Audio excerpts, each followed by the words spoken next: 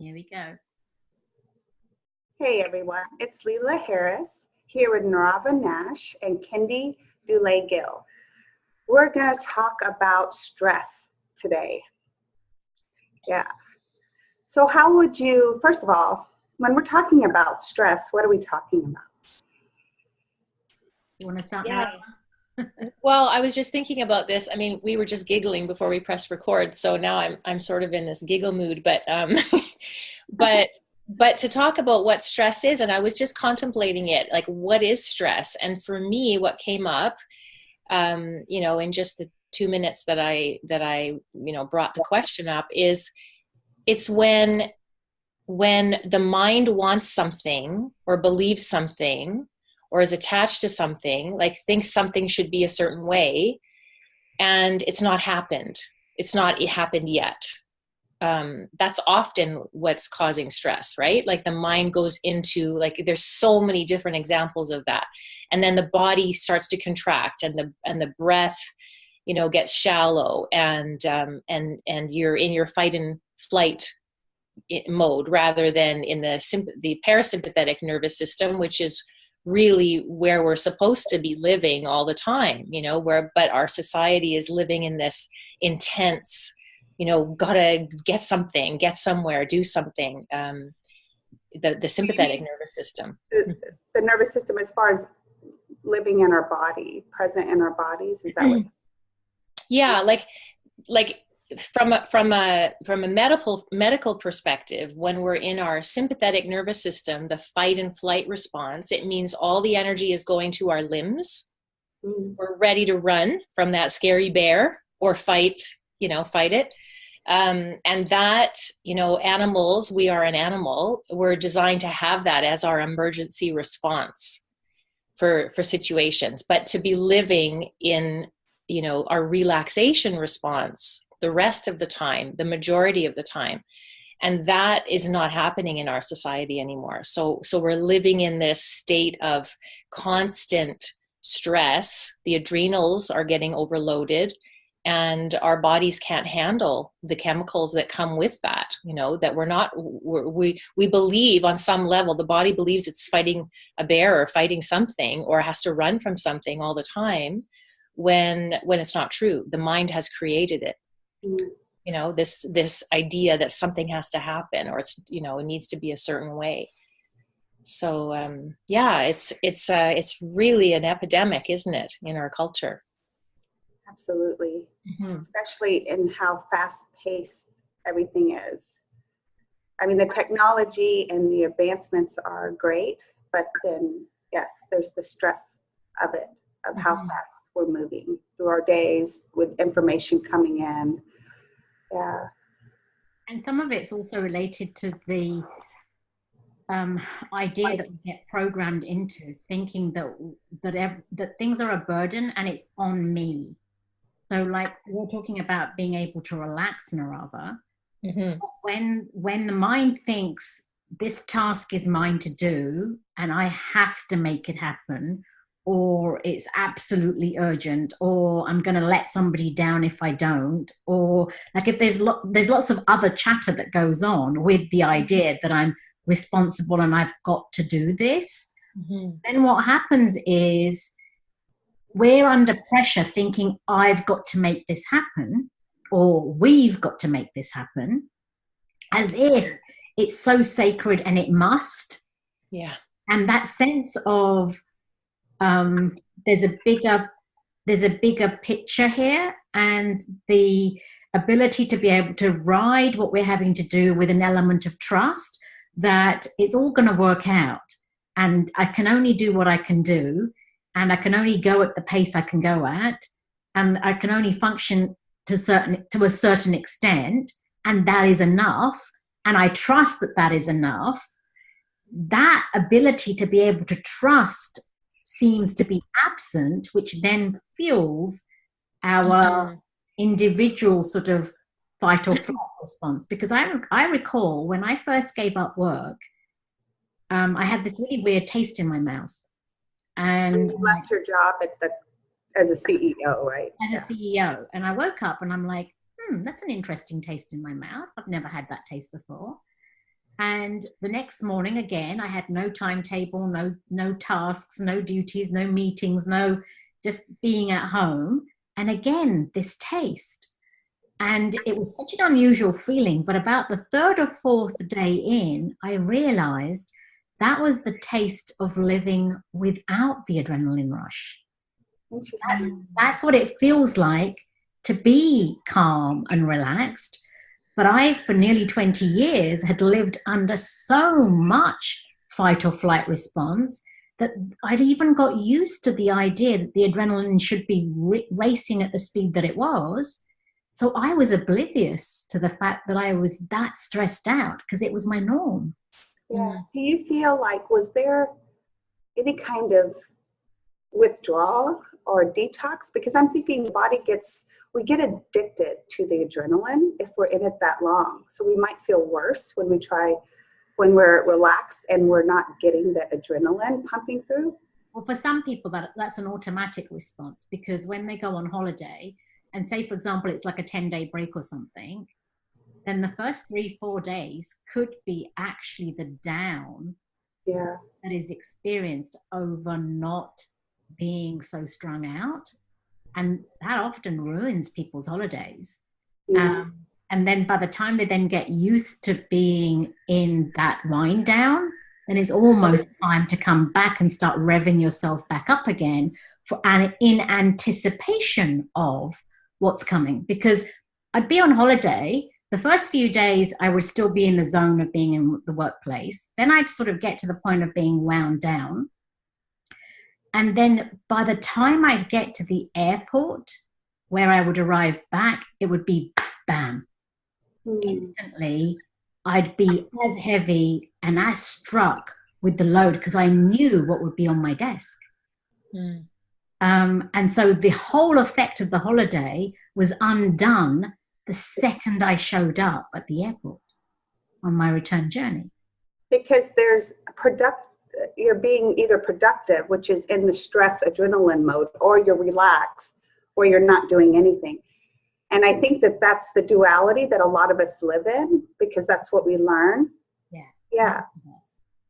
And now this new way of living, you're able to live in this way where you don't have this long list of pressure weighing you down. You just know in the moment you're going to get done what needs to be done.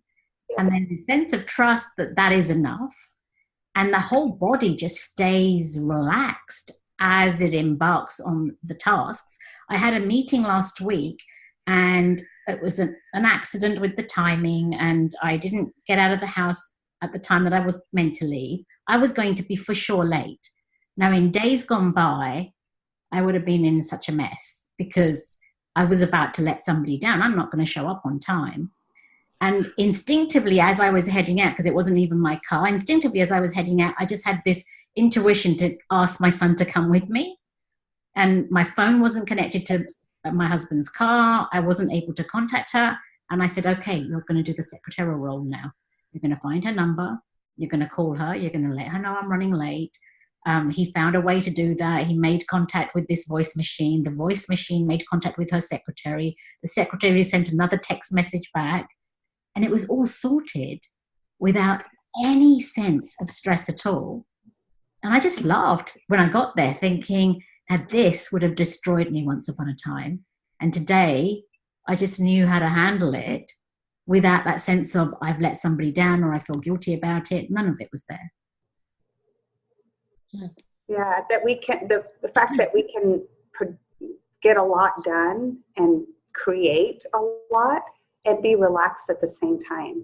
And it's beautiful because that's actually where we're in touch with our creativity in how we solve problems when we're relaxed. If we're tense, we can't really access our intelligence. When we're in that adrenaline place, it's like control space, right? The mind is like trying to fix and control, and we need the mind, the logical mind, for a lot of things.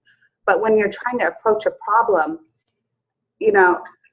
a lot of times when we're relaxed, spontaneous solutions just come. It's not like we're fighting for the solutions, or analyzing, you know, it's like so draining to do it that way. Except when you are working in your head a lot of the time and you're under immense stress, you still have those moments when you're in the shower, or you have the moments when you just wound down and got to bed.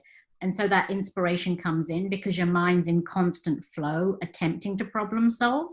So the inspiration does come in, and that wisdom does come in with the idea. The only difference is that the mind holds on to it and carries chewing on it all night, stopping you from sleeping. And it's still regurgitating the stuff as if, again, it's in charge, trying to solve the issue. And now the inspiration can come in, and you know, well, that's what I'm going to act on. And we also know through our breath how to get ourselves centered so that we're not in the conversation of the head, so that it's not having to chatter away unnecessarily because it's not as much in charge. But for certainly, Leela, the ideas used to come in. The problem-solving ability was always there. And there'd be fantastic sort of inspirations that would show up. It's just that the mind would carry on chewing on it. Oh, interesting. Okay. Yeah.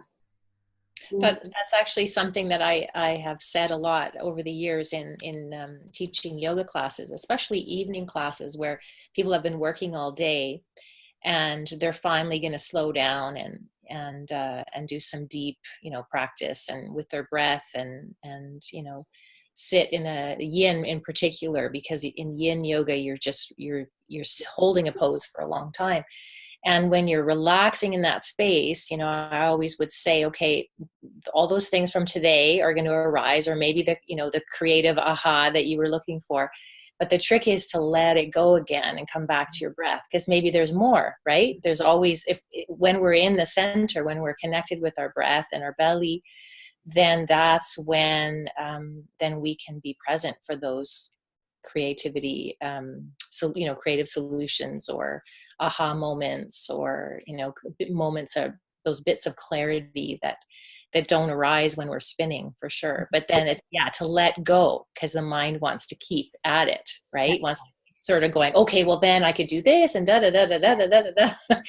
Let it go, come back to the breath. Right. Because life and it will chew and it will just carry on. Yeah. It's like negativity or positivity. If you have a sad thought, the whole host of stuff that will come up from inside that will remind you of something sad is huge. The momentum just carries on. It's like rolling down a hill.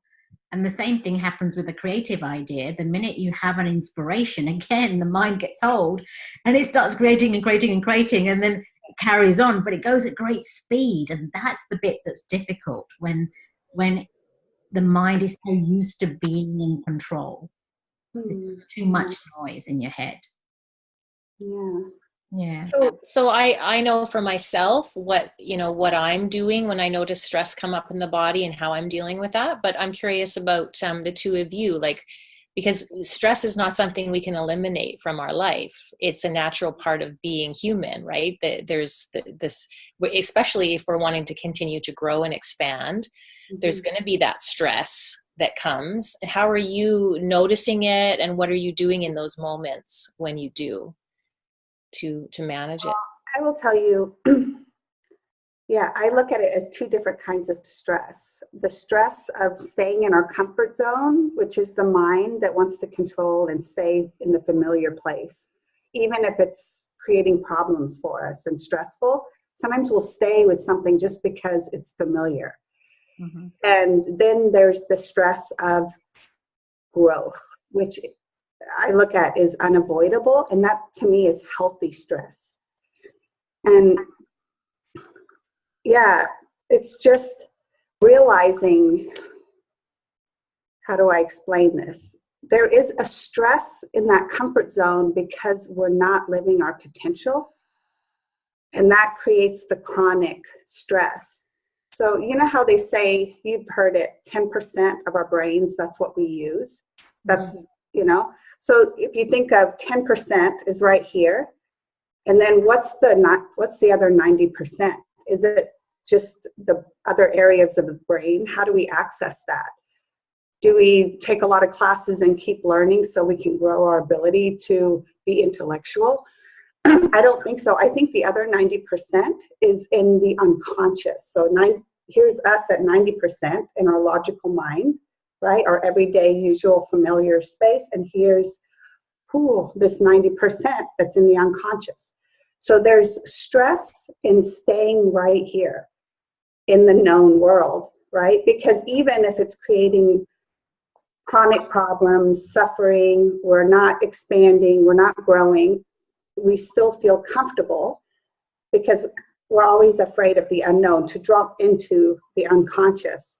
And so how this relates to stress is, are we going to go through the stress of going through the temporary stress of going into the unconscious so that we can expand and then come out of chronic stress and more into the joy, right? Because every time we go into the unconscious, which is the work that we're all doing, we expand conscious, and then we go back into the unconscious, expand. So that's how we go beyond the 10%. If we stay in what's familiar and we turn our wheels and try to be productive and get things done on a daily basis, we're in our familiar world, and it's stressful. If we let go of that, it's stressful because we're afraid to let go. Do you see what I mean? Yeah. It's choosing between stress, and a lot of us, because we're human, we like what's familiar. We are afraid of the unknown, so we'll choose the familiar stress over the unfamiliar stress, which means we'll stay in chronic, maybe lower level stress. Or we'll copy what we've seen because it's inevitable. So if you've seen a parent that worries a lot, then sadly, it's just a nature of the way things are that the child is going to copy the behavior. And then we think it's an individual problem. Like when I watch some of my kids, and also there's an age thing too. At a certain age in life, we see stress a certain way, and perhaps we see it this big. But then with maturity and wisdom coming in, and we perhaps get older, what a 16-year-old would get strung out by isn't what a 54-year-old is going to get strung out by. Because a 54-year-old has had more life experiences under their belt, and they know that certain things are not as big a deal as you would make it. But for the younger person in that moment, it can be a big deal. So a lot seems to change with us, also based on our age and what we're watching happening around us with our parents. And we pick up those unconscious habits that you're talking about, Leela, which you're not wishing to do deliberately, but it's happening almost inadvertently because of the environment that you grow up in. Mm-hmm. It's like the learned habits. Yeah, it's impossible not to pick them up because it's just the environment you're watching, and you're absorbing the instincts. So I had a client the other week who was almost difficult for her to be even in her body. But when I watched her mother, even though her mother was that much older, actually it was exactly the same symptoms. The mother was also struggling being in her body. But yet in the child, it's easier to see this isn't working so well. In the adult body, we've just sort of somehow muddled our way through. Mm-hmm. Yeah. And then when we think, oh, I'm really strung out about something, or I'm getting stressed, or I'm getting scared, that's a major, major problem. But we forget that we've borrowed it, copied it from the people around us, and we thought it was the only way to survive. And so we've got to find a way to now undo those things to find a better, more relaxed way of coping. Yeah. My dad, you're right. We watch other people. We watch our parents. We watch other adults. Yeah. Yeah. My dad never made any real fuss about many things at all. Like very, very chilled out. And my mum made a fuss about more or less everything. And somewhere as a kid, I did know that I wanted to have my dad's chilled out way of living with my mum's intelligence. Like I knew that. I knew that was healthy, even though there's a tendency to to go down the route of one parent or another. I knew I wanted to merge the two. Yeah, and that's in a sense what you've been doing. Yes, that's what's naturally been happening. So as this work has continued, the ability to process the stress is becoming more like my father, but still with the depth of intelligence my mum would have used in situations too. That's a good point, because so much of what we focus on is connected to childhood. That comes up a lot in our talks and the things we pick up. Yeah. But we get good things. There's good qualities in our parents too. There's good, so yeah. Yeah, we do. Because it's not all just patterns and issues that we have to let go of. Yeah. And I didn't know that my father just has more trust. But I remember, Neerava, when I first met you, like everything about you just oozed this ability to trust. Yeah. Right? It was almost like that was the backbone of how you exist. And I marveled at that at the time, because I knew that internally I had more like control over trying to problem solve the next issue, or the problem solve the next issue, or the problem solve the next issue. Like it was, that burden was on my shoulders. Whereas with you, it was obvious that you had this ability to just flow. Well, I know, there has always been a trust. There has always been a trust in me, trusting in life. But I really had to learn how to trust myself still. Yeah. Yeah. So that's definitely been my journey. And it's been amazing to recognize, that's all that I really needed to do, was to just turn inwards and focus on, what feels right for me. And living with any kind of, like, for me, like back to the topic of stress, well, it's all related, but I really don't like that feeling in my body, because I'm very connected to my body, and I've spent so much time in the last 20 years, leading yoga classes or music or performing, where there's this, like, such a beautiful space inside. And so when stress comes up, right away, I'm always looking like, why is this here? What is my mind doing to create this stress? And it's a great thing to do. As soon as we notice that the breath is shallow, the body's tight, we're sweating, or tense, the muscles are tense, like to stop and take a breath. And for me, what works is to look at, okay, what's the belief here? What's the belief behind this stress right now? It could be something simple like, I'm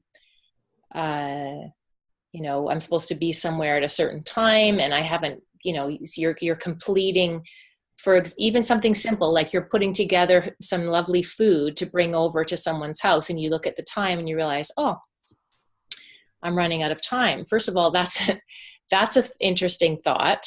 I'm running out of time, because thanks to Mata, from one of the, wonderful teachings I received from her a couple of years ago, everything that needs to happen is happening as it needs to happen. And it's only our mind that decides what time something should be done.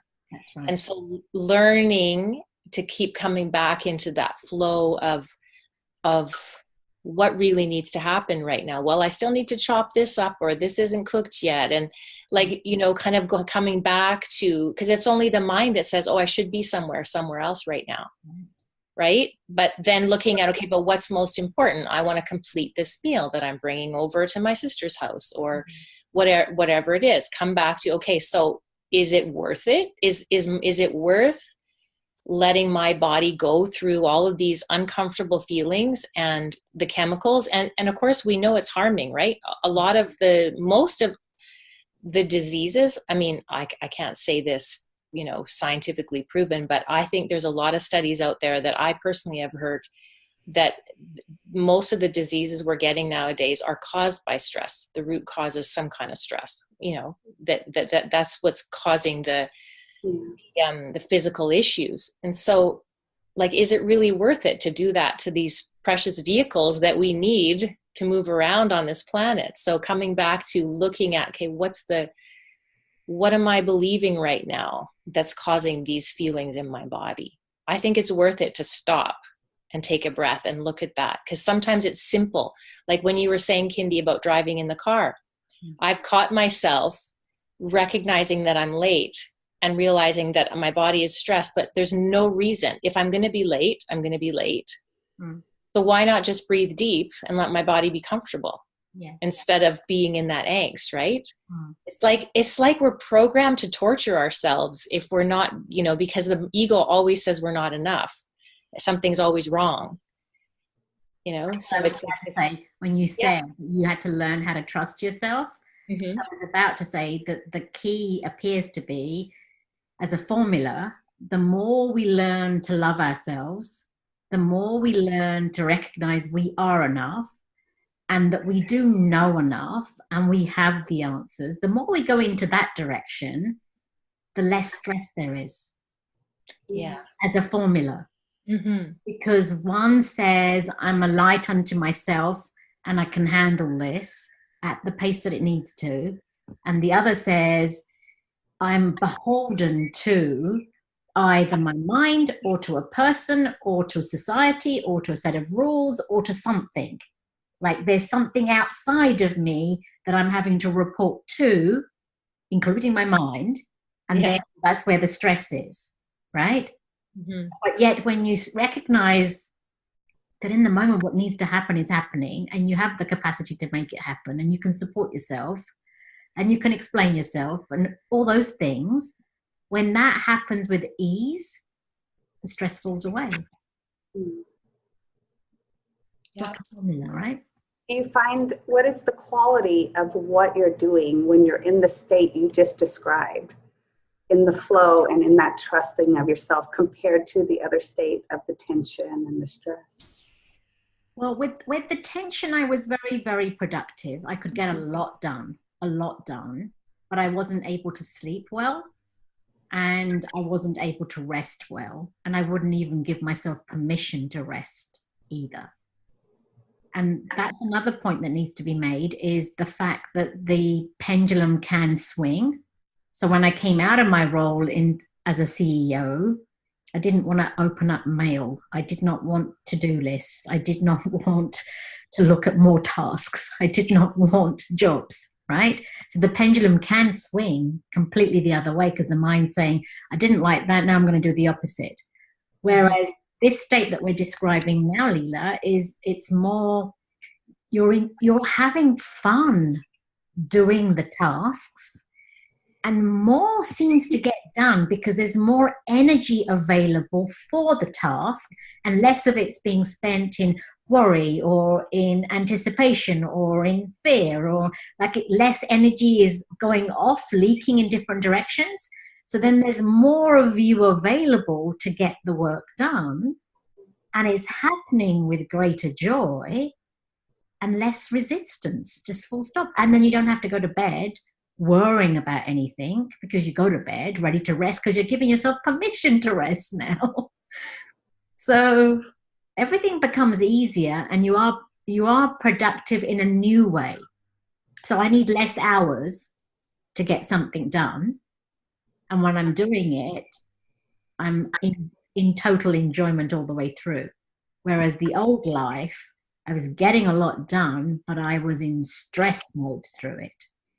And the heartbeat would skip and the stomach would whir and it would flutter and it would get anxious and tight. And like I would have all of that. I remember suffering from vertigo for 3 months one time with the chronic stress I was under. Yeah. I just know that I used to have this critical voice inside me, even though we've talked about this before, I wasn't doing the high achieving thing, but I still had this really critical voice. And it's probably why I didn't want to accomplish anything, because it was just never good enough. It's like, why even try? Why even try to do anything? I'm just going into those places. That critical voice is like, this is wrong, this is wrong. So I would just want to shut down. But yeah, and doing this inner work has been so beautiful, because that voice just felt like it was just always there, and it was never satisfied, and it was sometimes very cruel and very judgmental. Some of the, it's just like having someone there. It's like, you did that wrong, or you screwed up, or you're stupid. It's like constant, and it was painful. And that's what I love about doing this work, is there's, for me, it was always a challenge. Silence, like, how do you get silence? Where does that even come from? And and having that more and more silence, and the mind, there's not that cruel voice inside. But sometimes that can be really relentless, and I feel compassion for anyone dealing with that, because it is hard. But there is a way it can change. Yeah. Which brings me to something, because we're talking about stress, which there's a whole range of experiences of stress. There's moderate stress, and then there's people that are in times of where it feels like a crisis, or even a mental or emotional breakdown. And I look back over my life, and I've had those times where I was probably having a mental and emotional breakdown. And for me, when I was experiencing that, and that's before I came to do this work that we're doing now, is, it was just kind of, I need to fix this. Something's gone wrong, and I want to fix it so I can get back to the way I was before, because I felt better. And it would pass, and I would ultimately be okay. But really, and then another wave, maybe a year or two later, I would experience that feeling again of coming to like a breaking point emotionally and mentally. And looking back at that and how I would experience that, even though I would come out of it and I would be okay, I wasn't seeing why those things were happening to me. I was just trying to keep my life together, but I didn't understand that I wasn't living anywhere close to my potential. I just wanted to be comfortable, and I would have these breakdowns, and I just wanted to feel better. And then it would pass, and then over time, even though I would always be okay, I started to feel this feeling of, you never know when it's going to happen again. Like in the background, there could be a breakdown, So I always had this fear. And when I started doing this work with DM, with the active meditations, and going into the unconscious, the repressed emotions, all those things, every time I experience what I used to call is a mental or emotional breakdown, when that feeling surfaces, it becomes a breakthrough. It's totally different than what I used to experience, where I would just kind of get through it. Maybe it would last a month, maybe 2 months, and it would somehow pass, and I would survive it. But I suffered, and it was, pretty uncomfortable. And now, using these tools and working with it, I know that these times of pain and struggle come to us to get us to wake up. You're not living your life. You're not living what you came here to live. We are, yes. And we don't listen unless it's like painful, because we like to stay comfortable, understandably. So now I see it in a different way, and they do become breakthroughs. But it wasn't that way for the longest time. What were the symptoms like for that kind of stress? Like that, you're referring to like a breakdown. Yeah. What were the actual symptoms that you would be experiencing? This is sometimes called racing thoughts. Okay. They would come, and you talked about the chattering mind. Yeah. Well, what would happen is it would intensify, okay. And it would go zhoo, zhoo, zhoo, and it would get louder and stronger. Ah. And it was kind of like trying to connect back. I remember that, and then the thoughts would become more fearful, more negative, and they would come, and it was relentless. And sometimes I would take things to make the mind stop, pills, pharmaceutical, otherwise anything I could get my hands on, but also to help me sleep, because the body was so much in that heightened state all the time, like tense. And so it would be intensely anxious. I would feel intensely anxious. But then it would flip to a depression too. So I'm guessing that during those times you weren't very connected to your body, but do you remember, like, do you remember your guts being tight? Do you remember even if you were breathing? Like maybe you don't even remember. I know I wasn't in touch with my body, and I was just feeling the tension. And I'm sure there were physical symptoms. I just hadn't really done the level of work that brought more awareness to how my body feels.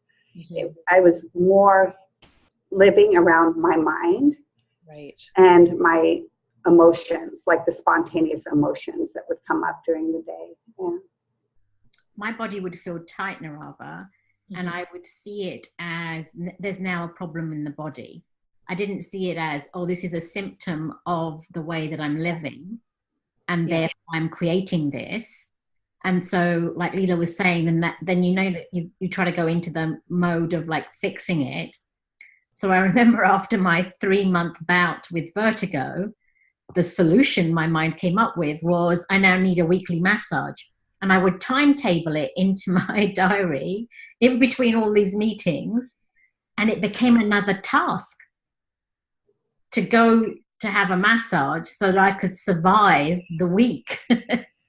It wasn't about, oh, my body needs deep relaxation and it needs to be nurtured and I need to care for it and I ought to be caring for it if I'm sensible and I care about myself. It didn't have any of that quality in it. It just had, I need to have a massage to cope with the week. So shove it in the diary, and that's another task now to do. And I have met people now when I've mentioned the work that we do, and the first response, because they've got such busy lives, is I've got no time to add that in. There's not enough time to add that in. I've got enough to do. And I have so much compassion for them because the week seems so busy and so full. How are they going to include yet another thing into it, which was how I dealt with the massages in those days. Yeah. You know, it's interesting because you asked about, did I notice anything with my body? And I did just remember something. I remembered I was going through another of those heightened, intense experiences, and I'd moved to a new city and had a new job, and I would go to sleep at night, and it was really pretty scary because my heart would beat so fast. I was actually scared I wasn't going to wake up. Wow. I thought I was going to have a heart attack. So yeah, but of course that's not because I'm connected to my body. That's because it's so obvious that, but you know what I did? I went to a doctor in that new neighborhood that I lived in, and I told him what was going on, thinking, got to check my heart. He checked with his stethoscope, but he refused to do any like complicated tests, which is what I wanted him to do. You know what he told me? He told me it was physiological, and tried to give me some, recommend anti-anxiety or something. And I was so mad. I thought he's thinking it's all in my head. He thinks I'm crazy, and here I am. I might have a heart attack and die. I just walked out. And then later, years later, I'm like, that doctor was right. It was physiological. He even asked me, he goes, what's going on in your life? I'm like, I just moved here, to New York from Kansas City. I just started a job. To him, it was so obvious. This person's stressed. Yeah. But I didn't believe him. And I felt offended by him suggesting that it was something other than physical. So, yeah. I used to get offended if I had to go to see a doctor and they would ask something about my life and what type of load are you under and what type of life are you living. I would find that so irritating. Why are you asking me about my job, and why are you asking about what I'm having to do in my work? Poor doctors. Right? That has nothing. Just fix my body, right? That has nothing to do with what needs fixing right now. How dare you suggest? Yeah, and there would be an element of offense. You think I can't handle this stress? You think I'm breaking down, and that's why I've got endometriosis, right? It would be that type of sense. How dare you tell me I'm not handling it? Because there is something in our society that gives us the impression that we're either weak or we're not capable if we get labeled as being somebody that's not been able to handle stress. And today there's so many conversations that are going on about how to become more resilient, which is another way of saying how to be capable of weathering the storm of stress without stopping to say, hang on a minute, guys, why are we trying to become more resilient or more capable of managing this load? Why don't we try to just lessen the load on our mind? And why don't we actually just try to have a calmer existence that's going to be as beautiful and as productive and healthier for you than becoming more hardened to be able to deal. Yeah. And it's so connected to those unconscious patterns that we're not aware of. Like you thought the doctor was telling you couldn't handle it. I thought the doctor was telling me I'm crazy and it's all in my head. We hear based on our unconscious self, judgments. It's like, but because we responded differently based on our own fears and insecurities. But if you look at why is the stress there? What's going on? It can take us deeper into ourselves so we can eliminate where the stress is coming from, which is usually something in ourself that is, even when it's external, it's still also us, so that we don't have to manage the stress. We don't have to, like get the massage or do this or do that, do all these things, which is just to deal with that when we can eliminate the problem at its source. Yeah. If your body can learn how to relax, your organs are being helped in the process. The hormones that are flying around are actually working better for you. Yeah. But so much happens in terms of hormonal dysfunction just by the fight or flight response being on all the time. Yeah. And once I'd been into this work, I think for about 3 years, I remember getting one of those saliva tests where they measure various hormones and things in your body. And she said this doesn't stack up because I think I was diagnosed with adrenal fatigue or something, like where you've overdone the use of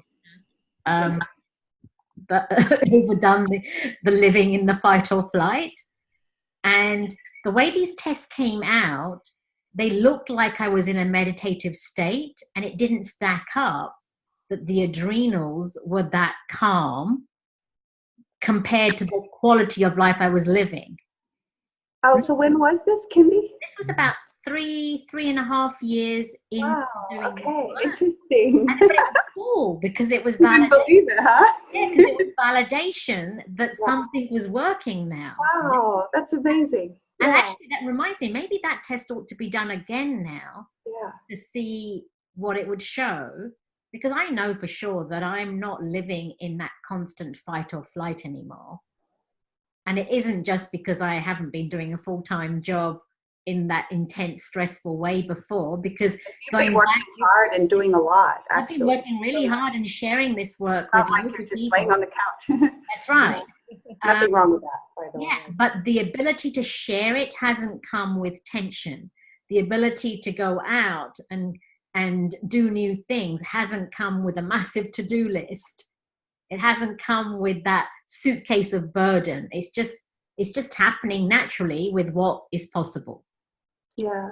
Yeah. And I just want to say I'm in a little bit different place where I'm experiencing a lot of that relaxation and silence and joy and periods of intense pressure. Oh, you are? Yeah. And using the tools and working with what's going on. And it really does come from periods of intense growth. So we don't want to say stress, like be afraid of being stressful or those stressful states. But the chronic stress, look at that. But those periods of, like we were talking about, the crisis, right? It can become a breakthrough. So it's not that stress is always wrong. Sometimes we're being pushed out of a little shell that we've been living in. And that's, that creates some pain and pressure temporarily. And then we expand into a larger space, Yeah. we also we also have this idea, or certainly I did, that there is something that has to be achieved, when in reality the only thing that appears to be important is to stay in that state of feeling good about yourself. Mm-hmm. And then the rest unfolds. Yeah, that's a huge misconception, or a huge trick of the ego. Yeah. To believe that we have to get somewhere. Yeah. You know, the journey is the goal, you know. But most people, even I was just moderating, you know, a teleclass for Mata and listening to all of her incredible wisdom for everybody that was on the call today. And it was very clear with one person in particular that, you know, there's a goal in mind. You know, I want to get somewhere. I want to get through this, right? And I'm thinking about all the DMs that I've done and all the work in the last, you know, 5 years. And then right now, at this very moment in my life, I'm probably feeling the most fear I've ever felt, because I'm really feeling it. I'm very present with it, because I'm really stepping into the unknown with a bunch of things. And I just was kind of thinking to myself, yeah, like, you know, that's the thing about using the Dalian method, is it's not that we get somewhere and everything's great, right? But there's enough strength inside and enough trust in the way things are unfolding that, you know, yeah, life is happening for me. You know, everything's exactly okay the way it is. So how do I take care of my body while all these things are while this stress is arising? You know, remember to breathe, first of all. You know, active meditation, so important.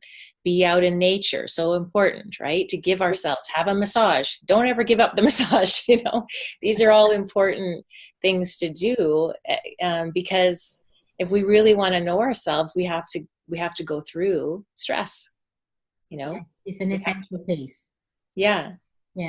It's very much an essential part of our lives. Yeah.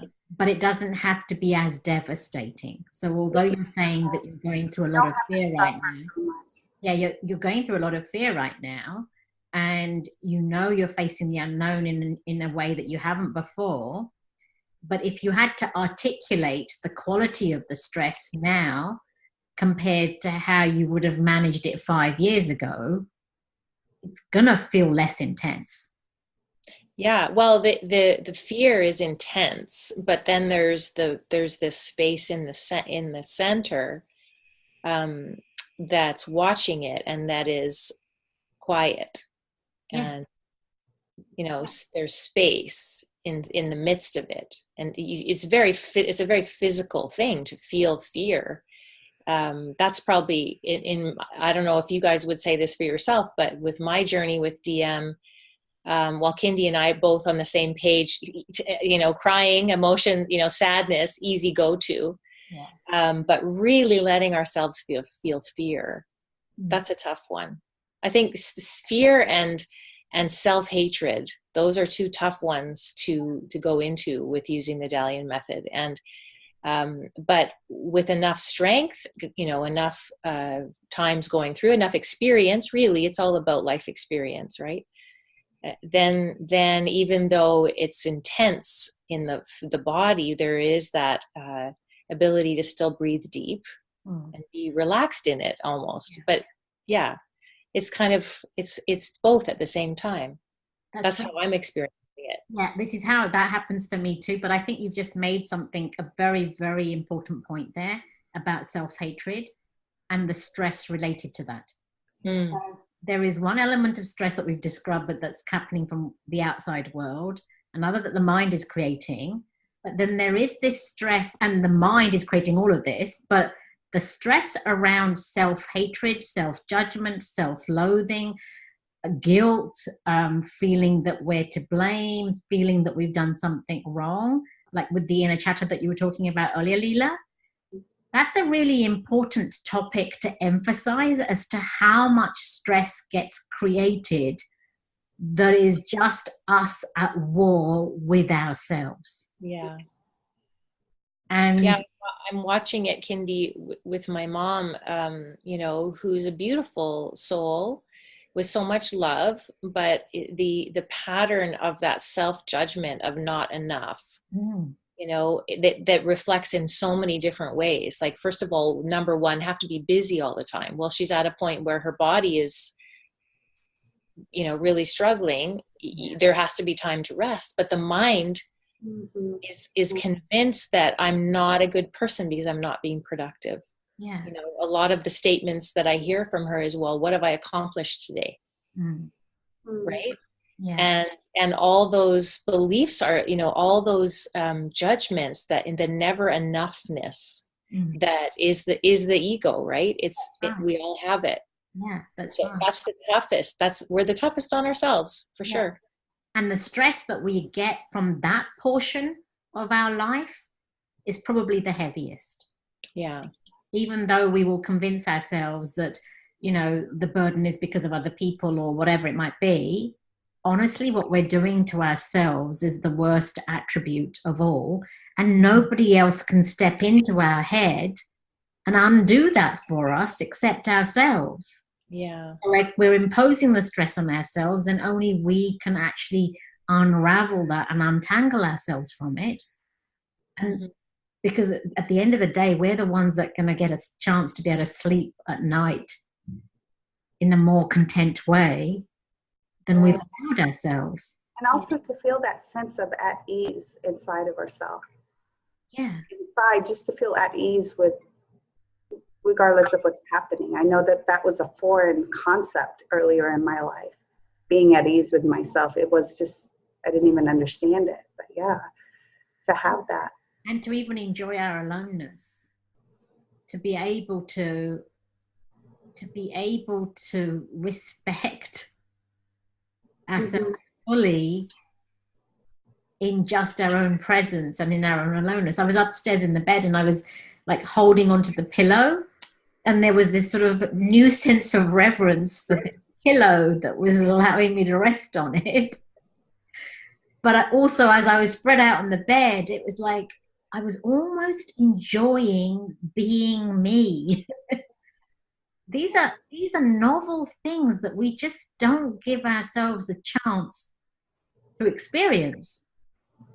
We use the bed as a functional thing. You go in, you sleep, you get out. Yeah. Right? You don't have a sense of, oh my, that I'm getting a chance to rest this beautiful body. Like, you don't do that type of thing. And it's really important that we begin to start looking at what we're doing to ourselves when we're in this stressed out state, and whether it's really worth it.